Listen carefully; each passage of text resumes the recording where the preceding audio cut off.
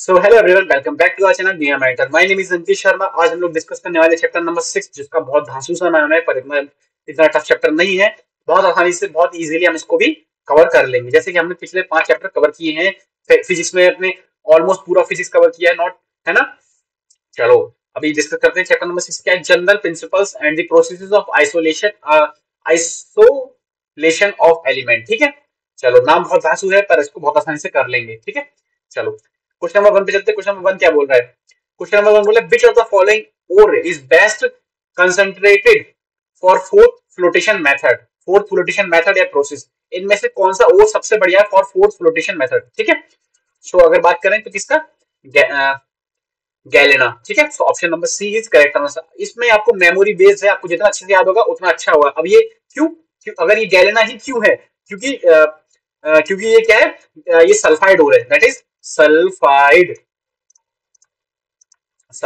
ओर है, इसलिए that is PbS। ठीक है, सो फोर्थ फ्लोटेशन की sulphide ore is the best. ठीक है, so option number C is correct answer, galena.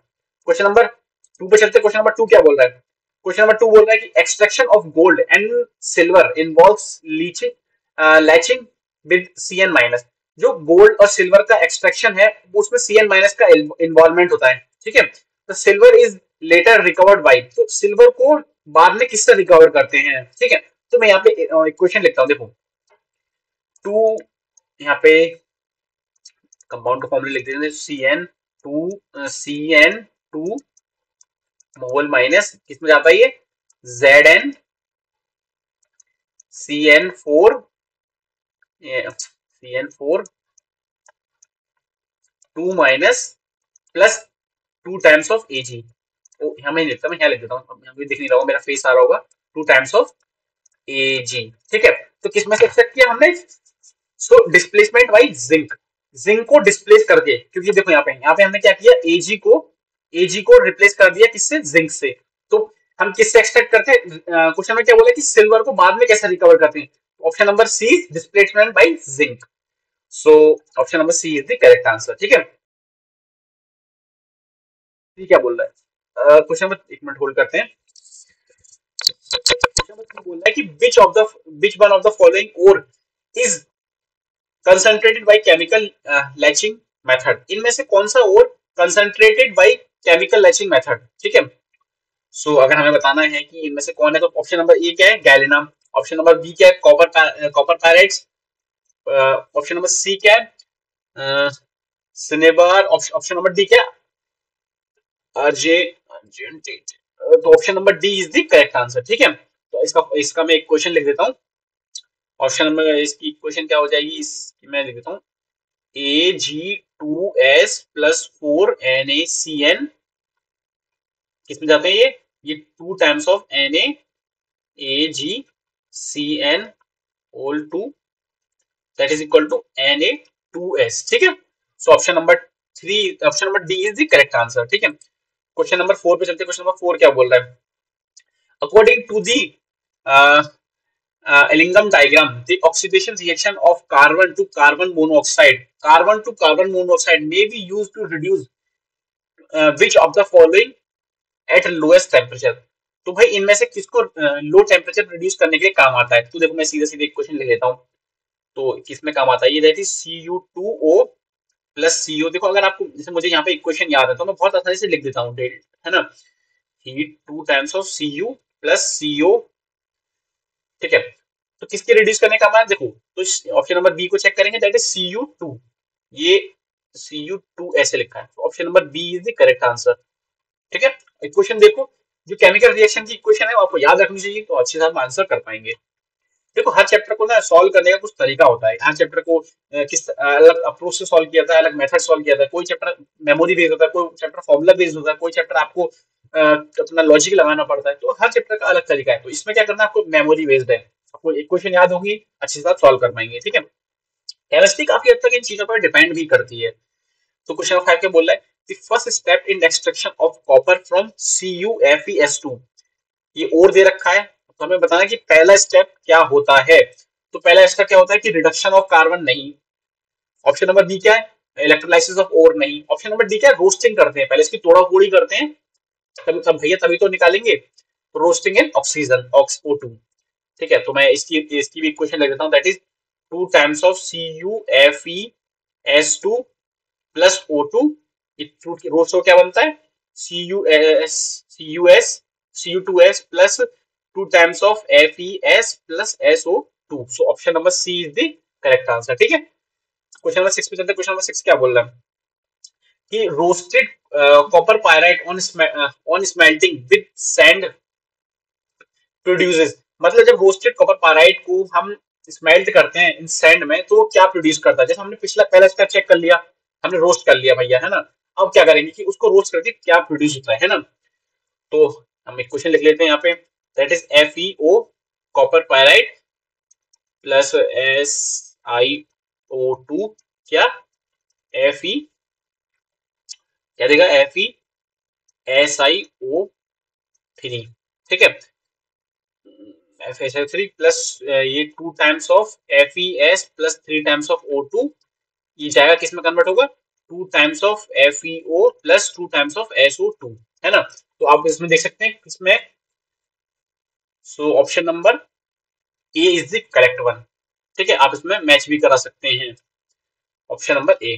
ठीक है, तो the roasted copper pyrite on smelting produces on smelting with sand produces, smelting किसके साथ कर रहे हैं यहाँ पे, सैंड में, तो क्या प्रोड्यूस करता है, that is Cu FeSiO2 and Cu2S। ठीक है, चलो क्वेश्चन नंबर 7 चलते हैं। क्वेश्चन नंबर 7 क्या बोल रहा है, क्वेश्चन नंबर 7 बोल रहा है composition of copper matte is, copper matte का कंपोजिशन किस चीज का है। चलो भाई, कॉपर मेट की बात करते हैं तो कॉपर मेट का हम फॉर्मूला लिख लेते हैं, क्वेश्चन लिख लेते हैं कि वो किस किस में होता है। तो क्या क्या कंपोनेंट है उसमें, Cu2S एंड FeS। तो ये कॉपर मेट कहलाता है। तो भाई option number A is the correct answer, option number A is Cu2S plus FeS। ठीक है, क्वेश्चन नंबर 8 पे चलते हैं। क्वेश्चन नंबर 8 क्या बोल रहा है, delta G nought versus T plot, मतलब delta G nought versus T plot किया गया है in the Ellingham diagram, slope downward for the reaction. इनमें से स्लोप किसके लिए रिएक्शन डाउनवर्ड होगा। ठीक है, तो पहला क्या है, Mg plus half of O2 goes to MgO। ठीक है, ये नहीं होगा। दूसरा क्या है, 2 times 2Ag plus half of O2 give Ag2O, ये भी नहीं होगा। ऑप्शन नंबर सी को देखें तो क्या, C plus half of CO2 give क्या देता है, CO कार्बन मोनोऑक्साइड, है ना। क्यों इसका डाउनवर्ड होगा, बिकॉज क्योंकि डेल्टा G नॉट इसका स्लोप नेगेटिव क्यों होगा, मतलब क्या बोला कि स्लोप डाउनवर्ड क्यों होगा, क्योंकि इसका डेल्टा G नॉट वो क्या करेगा, वो इंक्रीज करेगा किसके साथ, विद इंक्रीज इन मैग्नीट्यूड।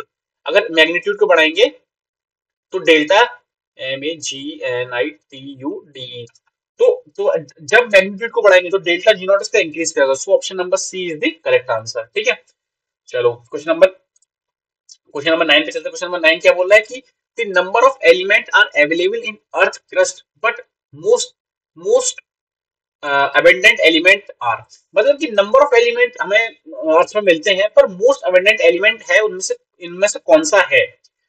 अब देखो यार, मोस्ट अबेंडेंट एलिमेंट तो इसमें देखो Al और Fe है, तो सीधा सीधा आंसर लिखना है Al और Fe। काफी मात्रा में मिलता है हमें iron, and Al for aluminium, Fe मतलब आयरन, Al मतलब एल्युमिनियम। ठीक है, तो अब बात है क्वेश्चन नंबर 10 की। क्वेश्चन नंबर 10 क्या बोला थी, brine electrolysed by using inert electrode, brine को क्या इलेक्ट्रोलाइज किया गया इनर्ट इलेक्ट्रोड को यूज करके। तो रिएक्शन एट एनोड पूछा है, तो रिएक्शन एट एनोड क्या होगी, that is reaction at anode होगी, मैं आपको लिख देता हूं यहाँ पे, reaction at anode that is Cl minus जाएगा किसमें, half of Cl2 plus electron में। So option number A is the correct answer, है ना। तो ये क्या है, एक तरह से ये हाई ऑक्सीडाइजिंग पोटेंशियल वाली रिएक्शन है। तो option number A is correct answer. Question number 11 क्या बोल रहा है, क्वेश्चन नंबर 11 बोल रहा है कि in the extraction of chlorine by electrolysis of brine, तो एक्सट्रैक्शन ऑफ क्लोरीन किया गया बाय द इलेक्ट्रोलाइसिस, किसका किया गया, ब्राइन का। हमें क्या किया, क्लोरीन को निकाला गया है with the help of electrolysis from brine में से निकाला गया है क्लोरीन को, किसका यूज करके, इलेक्ट्रोलाइसिस का। 3 तरीके से मैंने इसको एक्सप्लेन कर दिया है, तीन तरह से बोल के, सॉरी, है ना। सो ऑप्शन नंबर 1 क्या बोला है, oxidation of Cl minus ion to chlorine gas occurs. अब देखो क्वेश्चन नंबर 10 को देखो, क्वेश्चन नंबर 10 क्या बोल रहा था, क्वेश्चन नंबर 10 क्वेश्चन नंबर 10 देखो, एनोड की रिएक्शन याद रखना, Cl माइनस किस में जाएगा, हाफ ऑफ Cl2 में, है ना। अब देखो क्वेश्चन नंबर 11 में चेक करते हैं। क्वेश्चन नंबर 11 क्या बोल रहा है कि ऑप्शन नंबर देखो देखो ऑप्शन नंबर ए बोल रहा है कि oxidation of chlorine minus ion to chlorine gas occurs, ठीक है। So option number A is correct answer. आप इसको बहुत आसानी से देख सकते हो। ऑक्सीडेशन किसका होता है, Cl माइनस का, किसमें आता है, क्लोरीन गैस में। पीछे आपने देखा ना एनोड पे रिएक्शन। चलो क्वेश्चन नंबर 12 पे, क्वेश्चन नंबर 12 क्या बोल रहा है कि विच of the following reaction is, देखो मुझे ना थोड़ा सा, जहां से मैं मतलब मैं मुझे थोड़ी तेज बोलने की आदत है। अगर आपको कुछ थोड़ा सा इससे दिक्कत हो तो मुझे आप मुझे बता सकते, मैं थोड़ा सा स्लो बोलने की कोशिश करूंगा। कई बार क्या होता है ना कि मैं तेज, जो मेरी एक एसेंट है बात करने का, उससे तेज मैं बात करता हूँ मैं, तो कुछ चीजें मिस हो जाती हैं, कुछ चीजें मैं ऐसे गलत बोल देता हूँ, कुछ चीजें मैं प्रोनाउंसिएशन गलत कर देता हूँ। तो अगर आपको इस चीज से दिक्कत हो, मैं कोशिश कर रहा हूँ खुद को एक स्लो डाउन करने की, ताकि मैं मेरा जो बोलने का तरीका है वो थोड़ा स्लो कर सकूं, ताकि आपको और अच्छा डिलीवर हो, है ना। तो आप मुझे बता सकते हो। चलो क्वेश्चन नंबर 12 में देखते हैं कि विच of the following reaction is an example of auto reduction. इनमें से कौन सी रिएक्शन ऑटो रिडक्शन का एग्जांपल है, ठीक है। देखो ऑप्शन नंबर अगर हम देखें ए को, तो Fe3O4 प्लस CO किसमें जाता है, Fe+CO2 में, तो ये ऑटो रिडक्शन का एग्जांपल नहीं है। देखो ऑप्शन नंबर बी को देखें तो ये भी नहीं है, ऑप्शन नंबर सी को देखें तो ये भी नहीं है।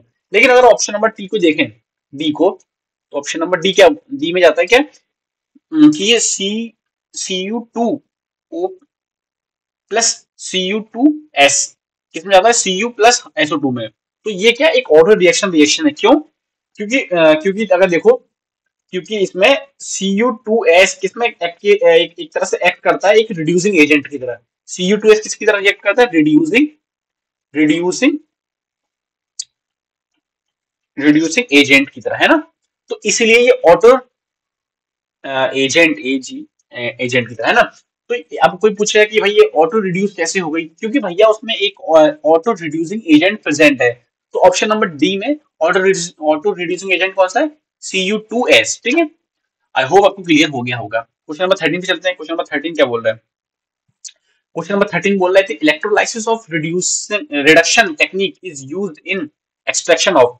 इलेक्ट्रोलाइसिस रिडक्शन टेक्निक किसके एक्सट्रैक्शन में काम आती है ना। तो भैया ये ऑप्शन नंबर ए देख करना, हाईली इलेक्ट्रोनेगेटिव एलिमेंट्स की में काम आती है, नहीं, ये आती है हाईली इलेक्ट्रोपॉजिटिव एलिमेंट्स में काम आती है, ठीक ठीक है। So option number B is correct answer. तो आपको याद रखने वाली ये चीज है कि electrolysis reduction technique use for highly electropositive elements, ठीक है। जो भी एलिमेंट्स एक हाईली इलेक्ट्रोपॉजिटिव है उनकी एक्सट्रैक्शन में कौन सी टेक्निक यूज होती है, इलेक्ट्रोलाइसिस रिडक्शन, ठीक है। याद रखना ये वाली है, ये स्टार मार्क कर लीजिए इस क्वेश्चन को। ये क्वेश्चन कई बार पूछा गया है और पूछा जाएगा और पूछा, ठीक है। मुझे लगता है ये क्वेश्चन इस बार सीयूईटी में पक्का ही आएगा। ये बहुत मतलब कॉन्सेप्चुअल क्वेश्चन है। क्वेश्चन नंबर 14 की बात करें कि in the commercial electrochemical process for aluminium extraction the electrolyte used in मतलब जो कॉमर्शियल एक्सट्रैक्शन प्रोसेस है, मतलब कॉमर्शियल मतलब यहाँ फैक्ट्रीज वगैरह में एल्यूमिनियम निकाला जाता है, कि उसमें कौन सा इलेक्ट्रोलाइट यूज होता है, ठीक है, ये हमें बताना है। चलो तो AlOH3 इन NaOH सोल्यूशन, ये नहीं होगा। ऑप्शन नंबर सी को चेक करें कि molten mixture of Al2O3 plus Na3AlF3 F6। So option number C या 6, ऑप्शन नंबर सी सही आंसर है इसका। देखो ये आपने एक्सट्रैक्शन प्रोसेस ऑफ एल्युमिनियम में पढ़ा होगा, ये क्वेश्चन अच्छे से याद रख लीजिए इसको। ये मतलब ये कुछ क्वेश्चंस ऐसे होते हैं कि जिनको आप कुछ और कर नहीं सकते, मतलब उनका आंसर फिक्स होता है, ठीक है। चलो क्वेश्चन 15 चलते हैं। क्वेश्चन 15 क्या बोल रहा है कि which ore can be best concentrated by force flotation process। देखो क्वेश्चन नंबर 1 भी मेरा यही था, तो दैट इज गैलेना, याद है, पीवी, याद है ना फर्स्ट क्वेश्चन, पीबीएस। उसमें भी मैंने आपको एक्सप्लेन किया था कि बेस्ट कौन सा हो जाएगा फॉर द फोर्स फ्लोटेशन में, that is sulphide ore, and that is, इसमें कौन सा ऑप्शन है, that is PbS. Question number 16 में चलते हैं। क्वेश्चन नंबर 16 क्या बोला है कि electrolysis reduction of Al2O3 to Al, मतलब इलेक्ट्रोलाइसिस रिडक्शन किसका किया है, Al2O3 का, किसमें, Al में, by Hall Heroult process is carried out. Hall Heroult process में किसकी हेल्प से Al2O3 को हम किस में Al में कन्वर्ट करते हैं, ठीक है, ये हमें बताना है। तो देखो इन प्रेजेंस ऑफ क्रायोलाइट, याद आपको कि हॉल हेरोल्ड प्रोसेस में क्रायोलाइट का यूज करते हैं, विच फॉर्म क्या करता है, which forms at, option number C को चेक करें, ऑप्शन नंबर सी को, in the presence of cryolite and which form से melt with lower melting point. So option number C is correct answer. अब देखो अगर कोई पूछे कि सर किसी को क्रायोलाइट स्ट्राइक हो गया, बाकी स्ट्राइक नहीं हुआ, तो देखो क्या बोल रहा है, ऑप्शन नंबर डी देखो, in presence of cryolite which forms a melt with higher melting point. नहीं, बस याद रखना आपको cryolite and low melting point, तो आप इस क्वेश्चन को मार्क कर दोगे, है ना। इस आपके इसमें कितना जाएंगे, +4। चलो, अगर ये आपको याद होगा कि हॉल हेरोल्ड प्रोसेस में क्रायोलाइट एट लो टेम्परेचर, ठीक है। चलो, option number C is the correct answer for question number 16। Question number 17 चलते हैं। क्वेश्चन नंबर 17 क्या बोल रहा है, क्वेश्चन नंबर 17 बोल रहा है the chemical composition of slag. अब स्लैग क्या होता है, जो नीचे फर्नेस में नीचे जो फॉर्म हो जाता है उसे बोलते हैं स्लैग, ठीक है। तो chemical composition of slag form during the melting process in the extraction of copper. हमें केमिकल कंपोजिशन बताना है स्लैग का, ठीक है। तो केमिकल कंपोजिशन स्लैग का होता है FeSiO3, ठीक है। So option number B is correct answer. ये याद रखना, स्लैग का भी आई थिंक 2 या 3 क्वेश्चन पूछे गए हैं पिछले बार भी, ठीक है, तो याद रखना आप इसको, ठीक है। चलो, क्वेश्चन नंबर 17 हो गया। क्वेश्चन नंबर 18 चलते हैं। क्वेश्चन नंबर 18 क्या बोल रहा है कि bismuth converter is used in the manufacturing of. भैया बिस्मस कन्वर्टर का किस चीज की मैन्युफैक्चरिंग में यूज होता है, तो भैया ये स्टील की मैन्युफैक्चरिंग में यूज होता है इसका।